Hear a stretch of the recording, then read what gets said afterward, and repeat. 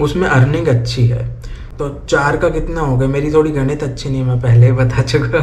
तो नमस्कार दोस्तों, राजा भैया ब्राज़ील वाले में एक बार फिर से आप सभी का हार्दिक स्वागत है। तो दोस्तों, बहुत इंपॉर्टेंट, बहुत इंटरेस्टिंग वीडियो लेके दोबारा आ गया हूँ मैं। बहुत महत्वपूर्ण इम्पॉर्टेंट जानकारी देने वाला हूँ आज के वीडियो में।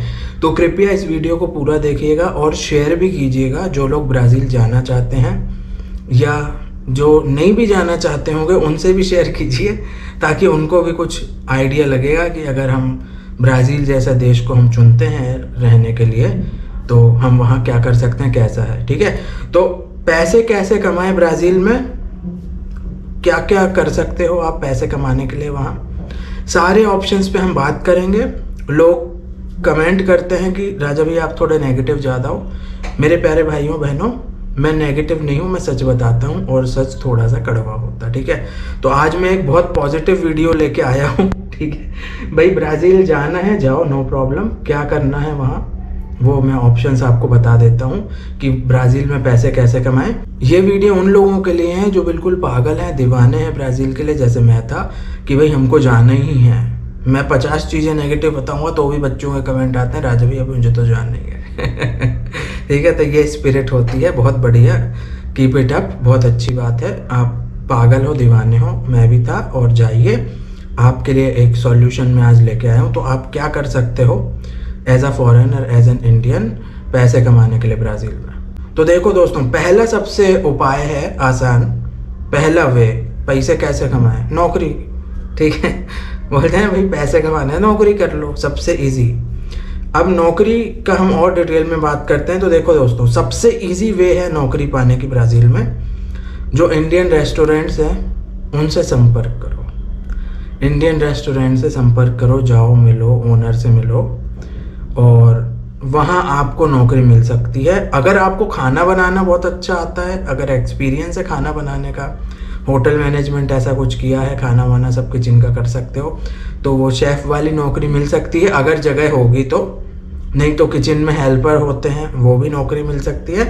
और बाहर जो होता है किचन के बाहर, जैसे वेटर है, नहीं तो फिर मैनेजर है, पूरा संभालने वाला, बिलिंग विलिंग वाला, ऐसे भी नौकरी होती है। ठीक है, तो अगर आपको पोर्तुगीज़ बहुत अच्छी आती है तो बाहर का काम मिल सकता है, वेटर है, मैनेजर है, सुपरवाइज़र है। और अगर आपको खाने वाने वाली चीज़ों में ज़्यादा है, पोर्तुगीज़ नहीं आती, तो भी नौकरी मिल सकती है किचन के अंदर।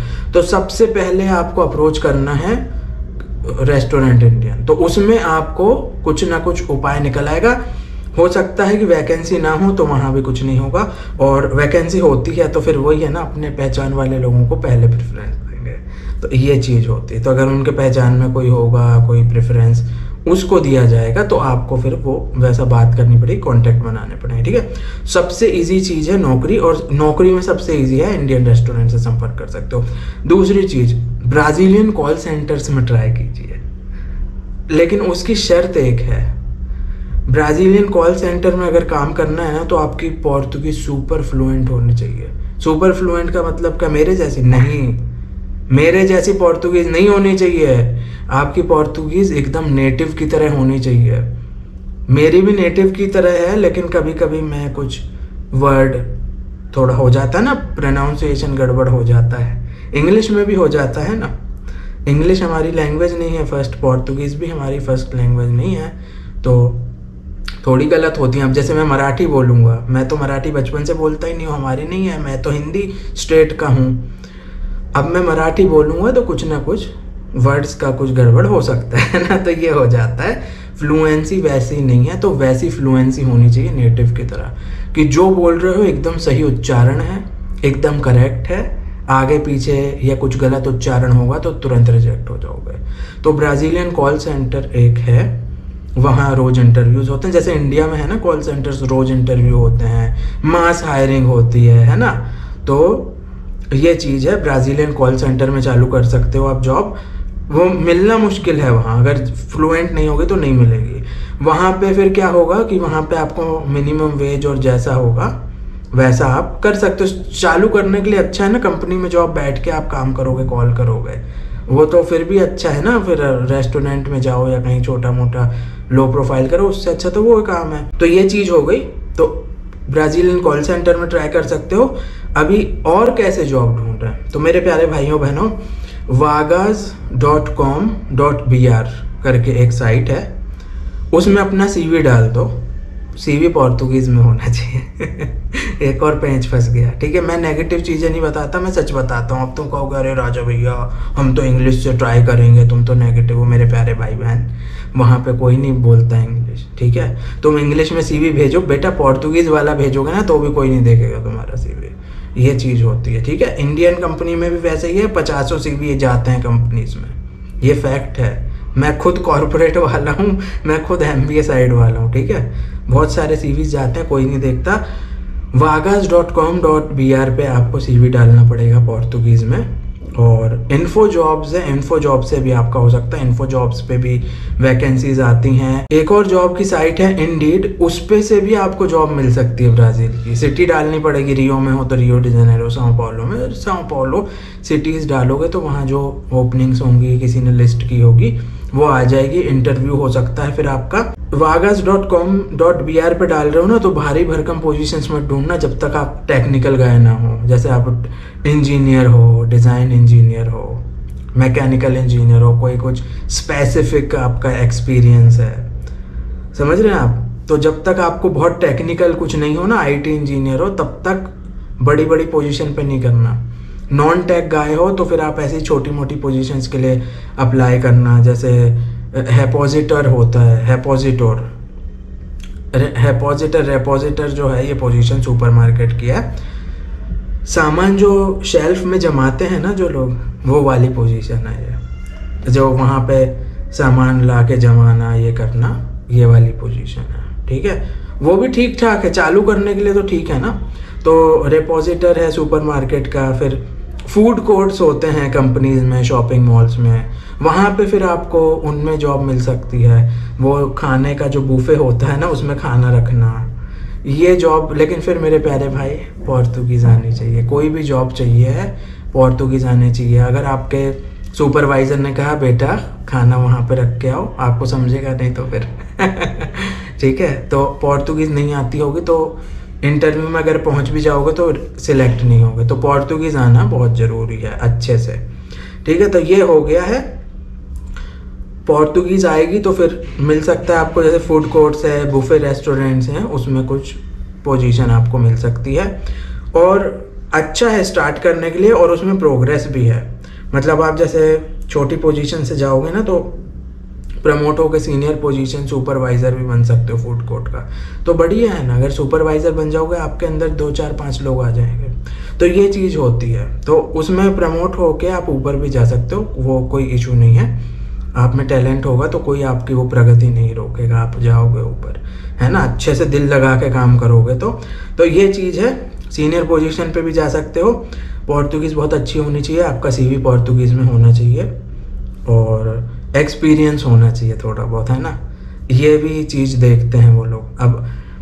अब आप अगर फूड कोर्ट में नौकरी के लिए जा रहे हो तो फिर उससे रिलेटेड एक्सपीरियंस होना चाहिए। मैं सत्य बता रहा हूँ आपको, जिस भी चीज़ में जाओगे ना वहाँ वो एक्सपीरियंस पूछेंगे आपसे, और फिर वो नहीं लेंगे, क्योंकि उनको एक्सपीरियंस बंदा मिल जाएगा ना, तुम्हें क्यों सिखाते बैठेंगे यार।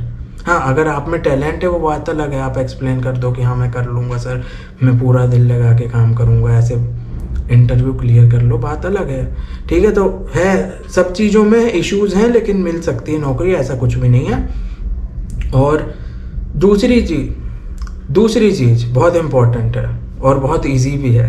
पैसा कमाना है ब्राज़ील में, फ्रीलांसिंग काम करो। दूसरी चीज़ बहुत आसान है और अच्छी चीज़ है, पैसा कमाना है अगर ब्राज़ील में तो फ्रीलांस वर्क करो, आप फ्रीलांसिंग करो। ठीक है, कैसे करोगे?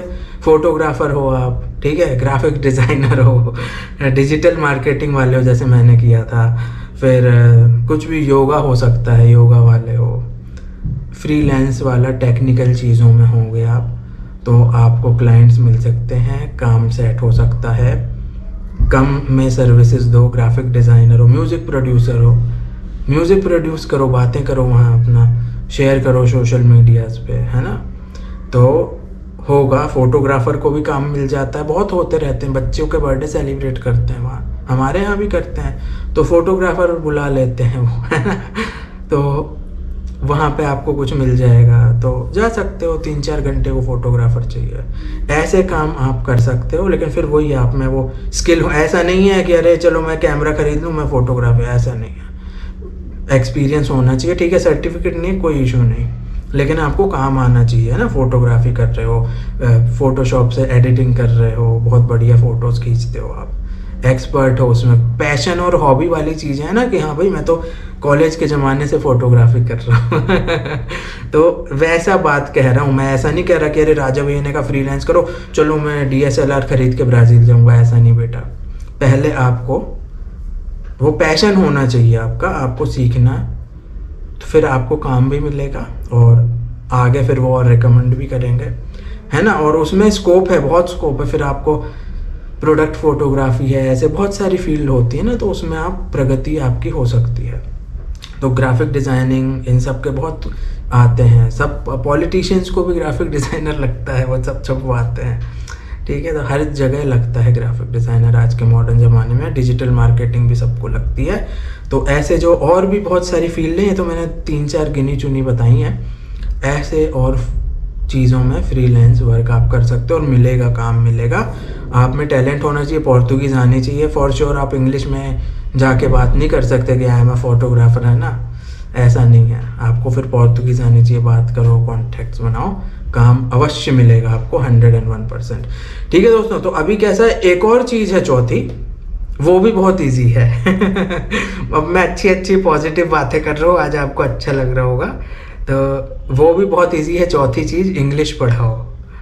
कहेगा अरे राजा भाई क्या इजी बात बता दी। बिल्कुल, ब्राज़ील में इंग्लिश टीचर का जॉब मिलना बहुत मुश्किल है। डिस्क्रिप्शन में लिंक है इंग्लिश टीचिंग के जॉब की, ठीक है। इंग्लिश टीचर का जॉब मिल सकता है आपको, और भी वर्क से रिलेटेड जो वीडियोस हैं उन सब के लिंक है डिस्क्रिप्शन में, देख लेना। इंग्लिश टीचर का जॉब मिलना बहुत मुश्किल है, उसमें एक्सपीरियंस, आपकी सर्टिफिकेट, वो सब लगता है, ठीक है। तो वो बहुत मुश्किल है, लेकिन आप होम ट्यूशन्स दे सकते हो, अपने घर पे बुला के ट्यूशन्स दे सकते हो, उनके घर पे होम ट्यूशन दे सकते हो, है ना और उसमें भाई काम सेट हो जाएगा तुम्हारा।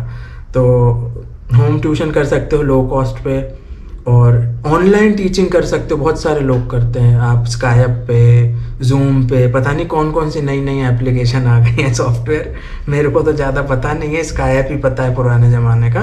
तो ऐसे वीडियो कॉन्फ्रेंसिंग पे आप लेक्चर्स दे सकते हो, पढ़ा सकते हो, और उसमें आपको इनफ मनी मिल जाएगी, इतना पैसा मिल जाएगा कि आप अपना रेंट पे कर दो और खाना खर्चा अपना चला लो।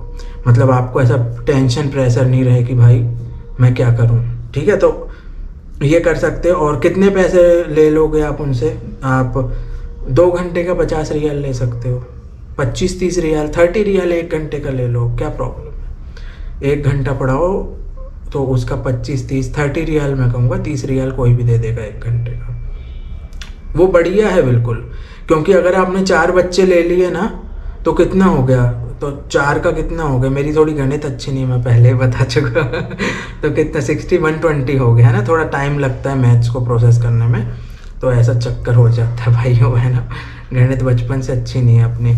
तो 120 रियाल में 1 दिन का आपको मिलेगा, ठीक है, अगर 4 बच्चे मिल गए तो ये चीज़ होता है। 4 स्टूडेंट, और ऐसा नहीं है स्कूल के स्टूडेंट कोई भी सीखता है, कोई बड़े लोग भी सीखते हैं। बड़े लोग होंगे ना उम्र में, हमारी उम्र के होंगे, हमसे और बड़े होंगे, वो भी सीखते हैं कि भाई हमें सीखना है, हमें इंग्लिश सीखना है। वहाँ पे इंग्लिश स्कूल में नहीं सिखाते मालिक, हमारे यहाँ इंग्लिश कंपलसरी लैंग्वेज है। इंग्लिश नहीं आती थी ना, तो हमको बचपन में कॉन्वेंट में थे, डंडा पड़ता था, इंग्लिश में बात नहीं करते थे तो वो भी स्टोरी कभी बताएंगे, ठीक है।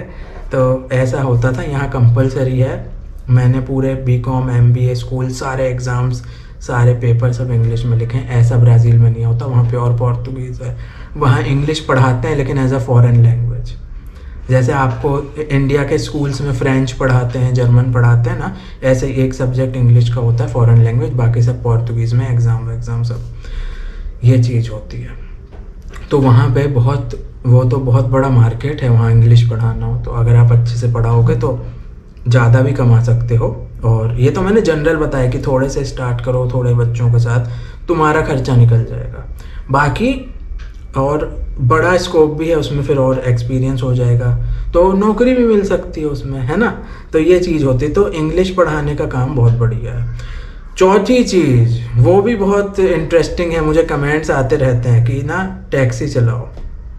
उबेर है, 99 टैक्सी है वहाँ, 99 टॉप करके है, 99 उबेर ये चला सकते हो। तो ये भी बहुत लोग करते हैं और ब्राज़ीलियन लोग भी करते हैं, महिलाएं भी करती हैं। मुझे, मैं कई बार टैक्सी बुलाता था तो महिलाएं आती थी। तो ऐसे करते हैं फ्री टाइम में, और जॉब भी करते हैं लोग फ्री टाइम में, ये भी काम कर लेते हैं। तो ये अच्छा काम है और अर्न करने का बहुत अच्छा इसमें है उपाय, और बहुत मेंटल एफर्ट्स नहीं लगेंगे। पढ़ाओगे तो थोड़ा मेंटल एफर्ट्स भी लगता है ना, या जॉब करोगे तो आप मेंटल एफर्ट्स बहुत लगते हैं, उसमें ज़्यादा टेंशन नहीं रहेगा और आपकी खुद की गाड़ी रहेगी। आपको कहीं जाना है, घूमने जाना है ना, कहीं भी जाना है तो आपकी खुद की गाड़ी रहेगी, ये एक उसमें फ़ायदा है। और दूसरी चीज़ ये है, उसमें अर्निंग अच्छी है। तो ये समझ लो 3000 रियाल मंथली आप आराम से कमा सकते हो राइड्स कर करके। अगर आप सुबह से शाम चलाओगे ना तो 3000 रियाल मंथली आराम से चला सकते हो। मिनिमम वेज ही 1200 है, ठीक है। तो 2-3 हज़ार रियाल अगर टैक्सी चला के मिल रहा है तो क्या प्रॉब्लम है, बढ़िया हो गया आपका सेट। बढ़िया रेंट पे करके, खाना पीना करके भी पैसे आपके सेविंग हो जाएगी। एक उसमें मैं आपको यही बताऊंगा कि किराए की गाड़ी लेके टैक्सी मत चलाना। किराए की गाड़ी लेके चलाओगे ना तो फिर उसमें खर्चा बहुत होगा। मतलब आपको किराया भी पे करना पड़ेगा, पेट्रोल भी पे करना पड़ेगा, है ना। तो फिर वही हो जाता है ना, आमदनी अठन्नी खर्चा रुपया, तो ये हो जाता है ना। उतना तो नहीं होगा, डबल खर्चा नहीं होगा, वो तो ऐसे डायलॉग मार दिए मैंने पुरानी फिल्म का, तो ऐसा नहीं होगा। लेकिन फिर वही है ना, आप 2500 कमाओगे और 1500 रेंट और पेट्रोल में जा रहा है या उससे भी ज़्यादा, तो क्या मतलब है। तो ये चीज़ हो जाता है, थोड़ा सा ही कुछ बचेगा। तो खुद की गाड़ी ले लो, वो कोई बहुत बड़ी बात नहीं, सेकंड हैंड लेके भी चला सकते हो आप। इतना पैसा होना चाहिए कि खुद की गाड़ी लेके चला लो। बहुत इंपॉर्टेंट चीज़ बताने जा रहा हूँ, टैक्सी अगर चलानी है मेरे प्यारे भाइयों बहनों, तो साओ पाउलो सिटी और रियो डी जनेरो सिटी को थोड़ा अवॉइड करना। वहाँ पे मैंने आपको बताया था, वहाँ क्राइम है, टैक्सी लूट लेते हैं। और रियो डी जनेरो में केस होते हैं नॉर्थ जोन में। एक कार वाला जा रहा था रियो डी जनेरो के नॉर्थ जोन में, गैंगस्टर आ गए गन लेके सामने और वो उतरा नहीं तो उन्होंने गोली चला दी। तो जो साहब थे उनकी वाइफ को गोली लगी और उनकी डेथ हो गई। तो ये सब केस बहुत होते हैं कार लूटने के, और ये सब इशू होते हैं। एक केस साओ पाउलो का था, गैंगस्टर्स ने लिफ्ट ले ली, गैंगस्टर ने उबेर बुलाई, लिफ्ट ले ली, और उन्होंने क्या किया, उसको मार भी दिया आदमी को और उसकी गाड़ी लूट के चले गए। सब लूट भी लिया, गाड़ी भी लूट ली। ये case Sao Paulo Rio de Janeiro में होने के चांसेस हैं। तो अगर आपको चलानी है ना कैब, टैक्सी ड्राइवर बनना है, आपको टैक्सी चलानी है मेरे प्यारे भाई, तो छोटी सिटीज़ में चलाओ। कुर्तिबा है, साउथ की सिटीज़ हैं। कुर्तिबा में बिल्कुल चिल है, मस्त है बिल्कुल, कुर्तिबा में चला सकते हो आप। तो ऐसे जो थोड़ी छोटी सिटी है जहाँ क्राइम कम है, स्लम नहीं है, अगर स्लम है तो भी वो वैसी वायलेंट नहीं है। रियो डी जनेरो और साओ पाउलो में वायलेंस है स्लम्स में भी, और गैंगस्टर्स बहुत सारे हैं, बहुत सारी स्लम्स हैं और स्लम्स में बहुत सारे लोग हैं। ये सब चक्कर होता है, ऑर्गेनाइज्ड क्राइम है वहाँ पे, बहुत बड़ा गढ़ है ये रियो और साओ पाउलो ऑर्गेनाइज्ड क्राइम का। तो ये सब चीज़ होती हैं, तो वहाँ आप लेके नहीं जा सकते। वहाँ अगर तुम लेके भी चले गए ना अगर स्लम में, या स्लम के पास, तो भी खतरा है आपको। तो ये सब चीज़ें आपको ध्यान रखनी है। साउथ ब्राज़ील में चला सकते हो, या जैसे ब्राज़ीलिया है वहाँ पे भी आप ट्राई कर सकते हो। जो एरिया सेफ है ना वहीं आपको ट्राई करना है। तो ये 4 मैंने आपको चीज़ें बताई हैं बहुत इंटरेस्टिंग। एक तो नौकरी का है, एक फ्रीलांसिंग का है, इंग्लिश पढ़ा सकते हो और टैक्सी चला सकते हो। ये काम अगर कुछ भी आप एक कर लोगे तो आपको इतने पैसे हो जाएंगे कि आपका खर्चा निकल जाएगा। जो आपका सपना है कि भाई ब्राज़ील में ही रहना है हमको जाके वो भी पूरा होगा, और फिर सर्वाइव कर लोगे तो और भी आगे चले जाओगे आप, है ना। 1 की 2 टैक्सी हो जाएगी।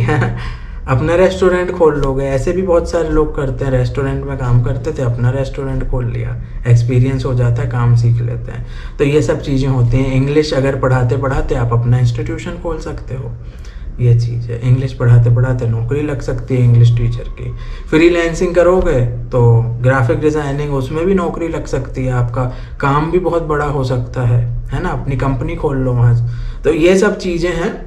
मैं बहुत पॉजिटिव वीडियो लेके आया था, लेकिन जो चीज़ों में जो डिफ़िकल्टीज़ रहती हैं, चीज़ें तो बहुत आसान है लेकिन उसमें भी कुछ डिफ़िकल्टीज़ हैं, इशू हैं, जैसे लैंग्वेज का है, तो वो सब आपको ध्यान रखना पड़ेगा। मैं कोई नेगेटिव चीज़ें नहीं बताता, मैं पॉजिटिव और करेक्ट इन्फॉर्मेशन देता हूँ, ताकि कोई भाई सपने दिखा के मैं किसी को ऐसे नहीं चला जाए वो वहाँ पे झूठे सपने दिखा के चला जाए, फिर परेशान हो, फिर कह अरे राजा भाई तो झूठा आदमी है ऐसा नहीं होना चाहिए ना।